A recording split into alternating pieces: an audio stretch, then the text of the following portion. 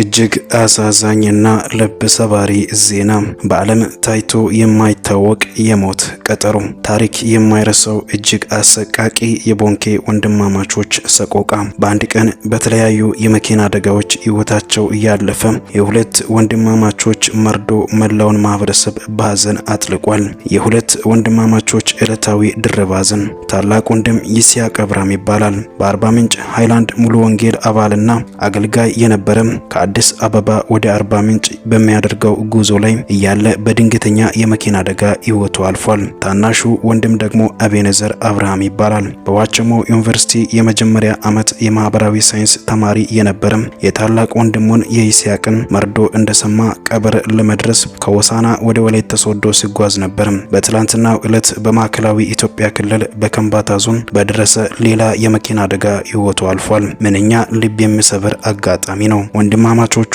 በአንድ ቀን በተመሳሳይ አደጋ ምክንያት መሞታቸው ሕሊናን የሚያደማ ትርጉም ለማግኘት የሚያስቸግር ክስተት ሆኗል። ለቤተሰባቸው፣ ለወዳጅ ዘመዶቻቸውና ለመላው የሙሉ ወንጌል ማህበረሰብ መጽናናትን እንመኛለን። ነፍሳቸውን በአጸደ ገነት ያኖርልን። ሐዋርያ ይዲድያ ጳውሎስ እጅግ አሳዛኝ የሆነ መርዶ ገጥሞታል። ወይዘሮ ሸዋዬ ተክሉ አባዩ የሐዋርያ ይዲድያ ጳውሎስ ወላጅናት በሕክምና ሲረዱ ቆይተው ህዳር 13 2018 ዓ.ም ከምሽቱ 12 ሰዓት ወደ አመለኩትና ወደ አገለግሎት ጌታ ሄደዋል። የቀብር ስነ ስርዓታቸውም ሰኞ ህዳር 15 2018 ከቀኑ 5 ሰዓት በሆሳና ከተማ እንደሚፈጸምም ተነግሯል። እኛም በሚዲያችን ስም ለሐዋርያው ይዲድያ ጳውሎስ ቤተሰቦችና ለወዳጅ ዘመዶቻቸው መጽናናትን ተመኝተናል።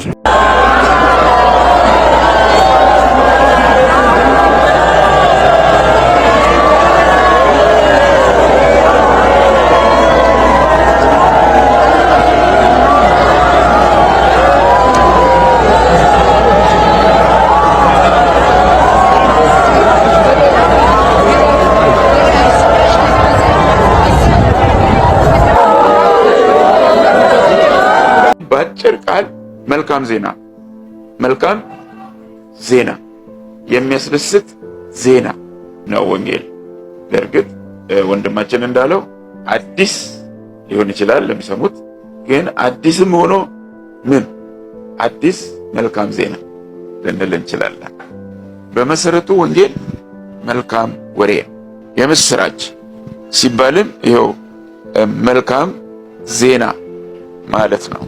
ከዚህ መነሳት መልካም ነው። የወንጌል አገልጋዮች ነን ካልን ዘንድ ወንጌል ምንድነው ተብለን ብንጠየቅ የምንመልሰው ጥርት ያለ መልስ ሊኖረን የግድ ነው።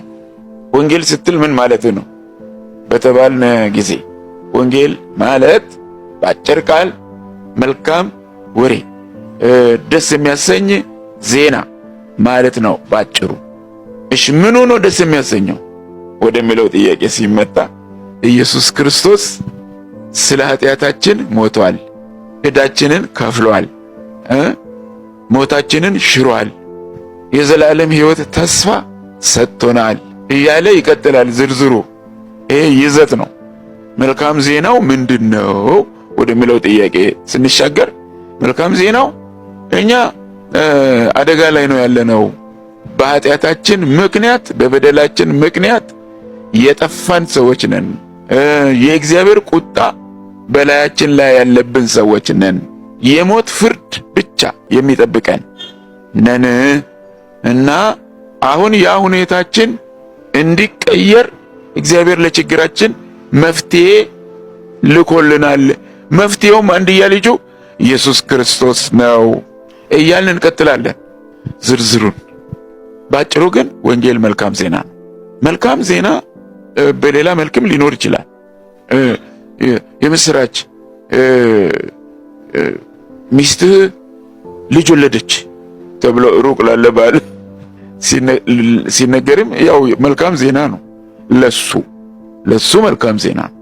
ይሄኛው መልካም ዜና ከሌላው የተለየ እንዲሆን የሚያደርገው ምንድነው? ስለ ክርስቶስ መወራቱ የዓለም መድኃኒት ስለሆነው ስለ ክርስቶስ መወራቱ ይለየዋልና ይሄ የክርስቶስ ወንጌል ይባላል። ስለ ክርስቶስ የሚወራ ነገር ነው። ማንነቱንም ስራውንም በተመለከተ ስለ ክርስቶስ የሚወራ ስለሆነ ወንጌሉ የክርስቶስ ነው። ይሄ ከሌሎች ወንጌሎች ልዩ ያደርገዋል ማለት ነው። ከሌሎች መልካም ዜናዎች ልዩ ያደርገዋል ማለት ነው። የክርስቶስ ስንል እንለየዋለን ማለት ነው። ክርስቶስ ያመጣው ስለ ክርስቶስ ማንነትና ስራ የሚናገር ጌትነቱንና አዳኝነቱን የሚያበስር ስለሆነ ከሌሎች መልካም ዜናዎች አይነተኛ ያደርገዋል፣ ልዩ ያደርገዋል የክርስቶስ ወንጌል። እሺ ወንጌል ደስ የሚያሰኝ መልካም ወሬ ማለትም የምስራች ነው። በተለያዩ ጊዜያት ለሰው ደርሶ ለጊዜውም ቢሆን ታላቅ ደስታን የሚፈጥር ሌላም መልካም ወሬ ሊኖር ይችላል። አሁን የምንመለከተው እኛ በክርስቶስ ስራ ማለትም በሞቱ እና በትንሣኤው ስለተገኘው የእርቅና የድነት ወሬ ነው። የኛ ወንጌል ስለ መዳን ያወራል፣ ስለ መታረቅ ያወራል። ወንጌል በኃጢአት ምክንያት ከፈጣሪው ተጣልቶ እና ተለይቶ ለሚኖር ሰው መሐሪ ከሆነው እግዚአብሔር የተላከ የማስታረቅ ቃል ነው ወንጌል። ሐዋርያ ጳውሎስ በሁለተኛ ቆሮንቶስ ምዕራፍ 5 ቁጥር 18 እስከ 20 ባለው ውስጥ ምን ይላል? በእኛም የማስታረቅን ቃል አኖረ ይላል። የምን ቃል? የማስታረቅን ቃል አኖረ። ከእግዚአብሔር ጋር ታረቁ እያልን ሰዎችን እንለምናለን ይላል። ይገርማል። እናስገድዳለን እንኳን አይደለም የሚለው፣ እናስፈራራለንም አይደለም፣ ግን እንለምናለን ይላል። ምን ማለት ነው? ይሄ እናግባባለን ማለት ነው። ፐርሱዌድ እናደርጋለን፣ እናግባባለን። ከእግዚአብሔር ጋር ታረቁ። ተጣልታችሁ ነው ያላችሁት አላወቃችሁም እንጂ ከፈጣሪያችሁ ጋር ተጣልታችሁ ነው ያላችሁት። ያጣላችሁ ደግሞ ኃጢአት የሚባል አደገኛ ነገር ነው። አሁን መታረቅ በአስቸኳይ ያስፈልጋቸዋል እያልን እናስረዳለን፣ እናግባባለን። እና ለዚህ ነው ወንጌል የእርቅ ቃል የተባለው። እርቁ ሰውን ከአምላኩ ጋር ብቻ ሳይሆን ሰውን ከሰውም ጋር የማስማማት ገጽታ አለው። ሰው በደለኛነቱ ገብቶት፣ ጥፋተኝነቱ ገብቶት፣ አደጋ ላይ መሆኑ ገብቶት በንስሐ ይህንን ጥሪ ወደ አስተላለፈለት አምላኩ ሲመለስ ይታረቃል። ግን ይሄ መታረቅ ወደ ላይ የሆነው መታረቅ ወደ ጎንም ሊስፋፋ የሚችል ነው።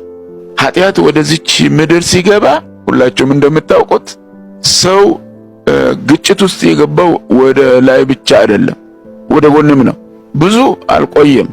ብዙም አልቆየም ወዲያው ተጠያቂነት የሚባል ነገር አለና የእግዚአብሔር ድምፅ ሊጠይቃቸው ሲመጣ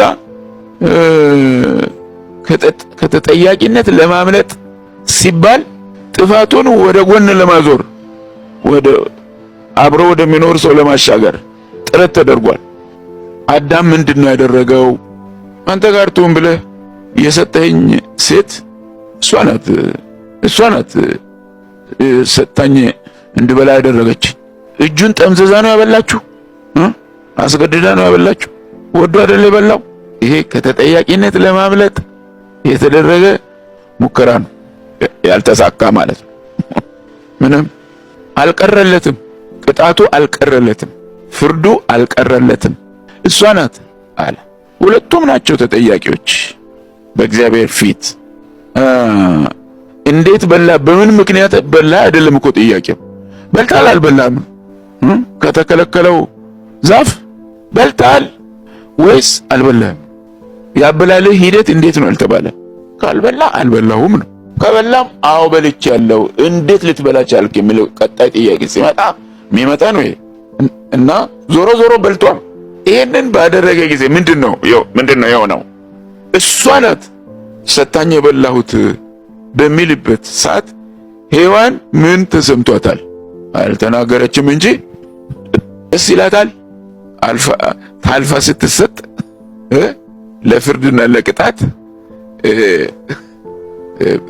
እሷ አልፋ ስትሰጥ ደስ ይላታል ብለን አናስብ እና ቅሬታ ሳይሰማት አይቀርም።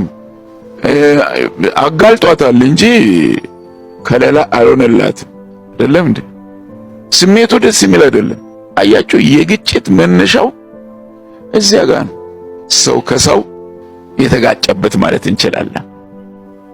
አልተደባደቡም፣ እጅ ለእጅ ተያይዘው አንዱ በሌላው ላይ አካላዊ ጉዳት አላደረሱም፣ ግን ተጋጭተዋል። በስሜት ተጋጭተዋል፣ በሐሳብ ተጋጭተዋል። ምንድነው የሆነው?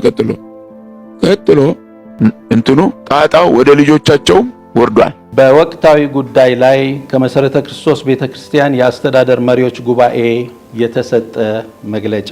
መግቢያ ከጥቅምት 2018 ዓ.ም ጀምሮ የመሰረተ ክርስቶስ ቤተክርስቲያን ከሜኖናይት አብያተ ክርስቲያናትና ከተቋሞቻቸው ጋር ባላት ግንኙነት ላይ አንዳንድ ጥያቄዎች ተነስተው እንደነበረ ይታወሳል። ከነዚህም መካከል አንዱ ግብረ ሰዶማዊነትን ከተቀበሉትና ንክኪ ካላቸው አብያተ ክርስቲያናት ጋር መሰረተ ክርስቶስ ቤተክርስቲያን ምን አይነት ግንኙነት ሊኖራት እንደሚገባ የሚመለከት ነበረ። ይህን ጉዳይ በተመለከተ ቤተክርስቲያን ከዚህ በፊት በነሐሴ 9 2017 ዓ.ም እና ጥቅምት 7 2018 ዓ.ም በግብረ ሰዶም ላይ ያላትን የማወላዳ አቋም ግብረ ሰዶም ጽዩፍና ከግብረ ሰዶም ጋር ንክኪ ካላቸው ቤተ እምነቶችና ተቋማት ጋር ያላትን ግንኙነት በግልጽ መግለጫዎቿን ማውጣቷ ይታወቃል። ሆኖም አሁን በዚህ ዙሪያ ብዥታን አጥርቶ ተገቢ ግልጽ ምላሽ ለመስጠት የመሰረተ ክርስቶስ ቤተክርስቲያን የመሪዎች አስተዳደር ጉባኤ ከህዳር 12 ቀን 2018 ዓ.ም ባካሄደው አስቸኳይ ስብሰባው የሚከተሉትን ውሳኔዎችንና አቅጣጫዎችን አስተላልፏል። አንደኛ፣ የመሰረተ ክርስቶስ ቤተክርስቲያን ጋብቻ በአንድ ተፈጥሯዊ ወንድና በአንዲት በተፈጥሯዊ ሴት መካከል ብቻ የሚደረግ የዕድሜ ልክ የቃል ኪዳን ግንኙነት እንደሆነ ታምናለች። ይህንንም ለአባላቶቿም ታስተምራለች። ሁለተኛ፣ መሰረተ ክርስቶስ ቤተክርስቲያን ከሜኖናይት ቤተክርስቲያን በተለይም ከላንካስተር ሜኖናይት ኮንፈረንስ ጋር የ75 ዓመታት ታሪካዊ ግንኙነት አላት። በመሆኑም የሜኖናይት አብያተ ክርስቲያናት ለመሰረተ ክርስቶስ ቤተክርስቲያን እድገት ላደረጉት በጎ አስተዋጽኦ ሁሉ ቤተክርስቲያን ምስጋና ታቀርባለች። የመሰረተ ክርስቶስ ቤተክርስቲያን በሰሜን አሜሪካም ሆነ በሌሎች ሀገሮች ካሉት ጤናማ የመጽሐፍ ቅዱስ አስተምሮና ኢየሱስ ክርስቶስ በቃልና በሕይወቱ ያስተማረንን የሕይወት ዘይቤ ከሚከተሉ አብያተ ክርስቲያናት ጋር ህብረት ታደርጋለች። ሆኖም ግብረ ሰዶማዊነትን ከሚቀበሉና በግብረ ሰዶም ልምምድ ውስጥ ያሉትን እንደ አማኞች ከሚቀበሉ አብያተ ክርስቲያናት ጋር ምንም አይነት ህብረት አታደርግም። ሶስተኛ፣ በመሰረተ ክርስቶስ ቤተክርስቲያንም ሆነ በተቋሞቿ መካከል ከውጭ ድርጅቶች ጋር የሚደረገው የአጋርነት ስምምነት ከቤተ ክርስቲያኒቷ እምነትና አስተምሮ ጋር የሚጣጣም መሆን አለበት። በመሆኑም ማንኛውም የአጋርነት ስምምነት የሚጸድቀው የእያንዳንዱ ተቋም የበላይ ቦርድ ኮሚቴ ወይም የመሪዎች አስተዳደር ጉባኤ ወይም ስራ አስፈጻሚ አይቶና መርምሮ ካጸደቀ በኋላ ነው። አራተኛ፣ የአናባፕቲስት ሜኖናይት የመጽሐፍ ቅዱስ ሴሚናሪ እንደ አውሮፓውያን አቆጣጠር ከ1976 ዓመተ ምህረት ጀምሮ ከ13 በላይ ለሆኑ የቤተ ክርስቲያናችን ቁልፍ መሪዎችና አገልጋዮች ነፃ የትምህርት ዕድል በመስጠት ትልቅ አስተዋጽኦ የነበረው ሴሚናሪ ነው። ሆኖም ከቅርብ ጊዜ ወዲህ በአካታችነት ሰበብ ለተመሳሳይ ጾታ ግንኙነት እንደ ማንኛውም መብት በመቀበሉ ምክንያት የነበረው የሁለተኛ ዲግሪ ፕሮግራም ሙሉ በሙሉ የተቋረጠ መሆኑን የመሪዎች ጉባኤ አረጋግጧል። አምስተኛ የመሰረተ ክርስቶስ ቤተክርስቲያን ፕሬዝዳንትና የመሰረተ ክርስቶስ ሴሚናሪ ፕሪንሲፓል በአሜሪካን ሀገር ለሴሚናሪው ሁለገብ የህንፃ ግንባታ የገንዘብ ማሰባሰብ እንቅስቃሴ ወቅት በቨርጂኒያ ግዛት በሃርስበንገር ከተማ በምትገኘው የኮሚኒቲ ሜኖናይት አጥቢያ ቤተክርስቲያን ውስጥ ባለው አዳራሽ በመሰረተ ክርስቶስ ቤተክርስቲያን ሊንክ ቦርድ አማካኝነት በተዘጋጀው የገንዘብ ማሰባሰብ ግብዣ ላይ ተገኝተው ጥሪ ለተደረገላቸው ሰዎች ለሴሚናሪው አገልግሎት የወደፊት አቅጣጫ መግለጫ ሰጥተው ነበር። የመሰረተ ክርስቶስ ቤተክርስቲያን ተወካዮች ይህች የአጥቢያ ቤተክርስቲያን በግብረ ሰዶማዊነት ላይ ያላትን አቋም ቀድሞ የማያውቁና ያልተነገራቸው መሆኑን የሊንክ ቦርዱ ፕሬዝዳንት ለመሰረተ ክርስቶስ ቤተክርስቲያን የመሪዎች ጉባኤ እንደ አውሮፓውያን አቆጣጠር በኖቬምበር 18 ቀን 2025 ዓ.ም በተጻፈው ደብዳቤ ኃላፊነት እንደሚወስድ ገልጿል። በተጨማሪም የአጥቢያ ቤተክርስቲያኒቷን አዳራሽ ከመጠቀም ውጪ ከአባላቶቿም ሆነ ከአጥቢያ መሪዎች ጋር ምንም አይነት ግንኙነት ያልተደረገ መሆኑ የታወቀ ቢሆንም ወደፊት እንደዚህ አይነት ጉዞዎች በጥንቃቄ እንዲደረጉ ጉባኤው አሳስቧል። ስድስተኛ የመሰረተ ክርስቶስ ቤተክርስቲያን እንደ አውሮፓውያን አቆጣጠር ከ1970ዎቹ ጀምራ የሜኖናይት ወርልድ ኮንፈረንስ አባል የነበረችና የቀድሞ መሪዎቿን በሊቀመንበርነትና በምክትል ፕሬዝዳንትነት ሲያገለግሉ መቆየታቸው ይታወቃል። በዚሁ አግባብ የመሰረተ ክርስቶስ ቤተክርስቲያን እንደ አውሮፓውያን አቆጣጠር በ2028 የሚደረገውን የሜኖናይት ወርልድ ኮንፈረንስ ለማዘጋጀት በቤተክርስቲያን አስተዳደር መሪዎች ጉባኤ መደበኛ ስብሰባ በጉዳዩ ተስማምታ በ2015 ዓመተ ምህረት ጠቅላላ ጉባኤም ይህንን አጽድቋል። ሆኖም የሜኖናይት ወርልድ ኮንፈረንስ ከተስማማባቸው የእምነት አንቀጾች ውስጥ ግብረ ሰዶምነትን የሚደግፍና የሚቀበል አንቀጽ ባይኖረውም ከቅርብ ጊዜ ወዲህ ግብረ ሰዶማዊነትን የተቀበሉ ውስን የሜኖናይት አብያተ ክርስቲያናትን በአባልነት አቅፎ መቆየቱ አሳስቦናል። በመሆኑም ባለፈው በጥቅምት 7 2018 ዓመተ ምህረት ቤተክርስቲያን በሰጠችው መግለጫ በቁጥር 5 ላይ በተጠቀሰው የአቋም መግለጫ መሰረት የሜኖናይት ወርልድ ኮንፈረንስ በዚህ አቋም የሚጸና ከሆነ ጉዳዩ ከቤተክርስቲያናችን መሰረተ እምነት ጋር የሚጻረር በመሆኑ በህዝባችንም ላይ ግርታን በመፍጠሩ ምክንያት የ2028 የሜኖናይት ወርልድ ኮንፈረንስ ቤተክርስቲያን እንደማታዘጋጅ የአስተዳደር መሪዎች ጉባኤ ወስኗል። ሰባተኛ መሰረተ ክርስቶስ ቤተክርስቲያን ከሜኖናይት የትምህርት ተቋማትም ሆነ ከሜኖናይት ወርልድ ኮንፈረንስ ጋር ያለው ግንኙነት አሁን ባሉ መሪዎች የተጀመረ አይደለም። አሁን ያሉ መሪዎችም በቤተክርስቲያን መሪዎች ጉባኤ እውቅና የተላኩና ከመሰረተ ክርስቶስ ቤተክርስቲያን እሴትና ከመጽሐፍ ቅዱስ አስተምሮ ውጭ በተለየ ግብረ ሰዶማዊነትን ከሚቀበሉ ቤተክርስቲያናት ጋር ምንም አይነት ያልተገባ ግንኙነት አላደረጉም። ይልቁኑ ግብረ ሰዶማዊነትን የማይቀበሉትን የተለያዩ ሀገራት የሜኖናይት ቤተክርስቲያን መሪዎችን ወደ ኢትዮጵያ በመጋበዝ በጋራ እንዲነጋገሩና ወጥ አቋም እንዲይዙ በማድረግ ረገድ ረጅም ርቀት ሄደዋል። ነገር ግን ይህ እየታወቀ አሁን ያለው መሪዎችን ከግብረ ሰዶማዊነት ከሚቀበሉ አካላት ጋር በማያያዝ ኢክርስቲያናዊ በሆነና በማንጽ መንገድ ሚዲያን በመጠቀም በቤተ እምነቷና በመሪዎቹ ላይ እየተደረገ ስላለው ያልተገባ ጫና ከልብ እናዝናለን። ይልቁኑ በዚህ አስቸጋሪና ከፋፋይ ሁኔታ ውስጥ ጸንተው በመቆም የቤተ ክርስቲያኒቱን አንድነትና ሕልውና ለመጠበቅ ለከፈሉት ዋጋ የአስተዳደር መሪዎች ጉባኤ እውቅና ይሰጣል። ስምንተኛ በመጨረሻም የመሰረተ ክርስቶስ ቤተክርስቲያን በቡድን አመራር ተቀራርቦ በመነጋገርና በመስማማት አገልግሎቷን የምታካሂድ ሰላማዊ ቤተክርስቲያን ነች። ቤተክርስቲያን የምትኖረው በየጊዜው በፍጥነት በሚለዋወጥ ዓለም ውስጥ እንደመሆኑ በየጊዜው የሚያጋጥሙ ተግዳሮቶችን በመመካከርና በጸሎት የእግዚአብሔርን ምሪት በመፈለግ ቃሉን ማዕከል ያደረገና እግዚአብሔርን የሚያስከብር ምእመናንንም በሚያንጽ መንገድ አስተማሪ እርምጃዎችን ትወስዳለች። በመሆኑም የቤተክርስቲያናችን አባላት፣ አገልጋዮችና መሪዎች በየጊዜው በሚነሱ ወቅታዊና መሰረታዊ ጉዳዮች ላይ ሐሳባቸውን የቤተክርስቲያኗ መተዳደሪያ ደንብ በሚፈቅደው ሥርዓትና ክርስቲያናዊ በሆነ ስነ ምግባር እንዲገልጹ እናበረታታለን። በሌላ በኩል በማህበራዊ ሚዲያ አማካኝነት ሐሳቦች ሲሰጡ እውነትን በፍቅር በመግለጽ ላላመኑ ሰዎች ምሳሌ በሚሆኑበትና እግዚአብሔርን በሚያስከብር ሁኔታ እንዲሆን ቤተክርስቲያን አጥብቃ ትመክራለች። በመጨረሻም በጸሎት ሐሳብን በማጋራት አብራችሁን የነበራችሁ ይህ ጉዳይ ይመለከተናል ብላችሁ አብራችሁ ሐሳብ የሰጣችሁ የቤተክርስቲያናችን አባላትና የሌሎችም ቤተ እምነት መሪዎች ቤተክርስቲያን እግዚአብሔር ይባርካችሁ ትላለች።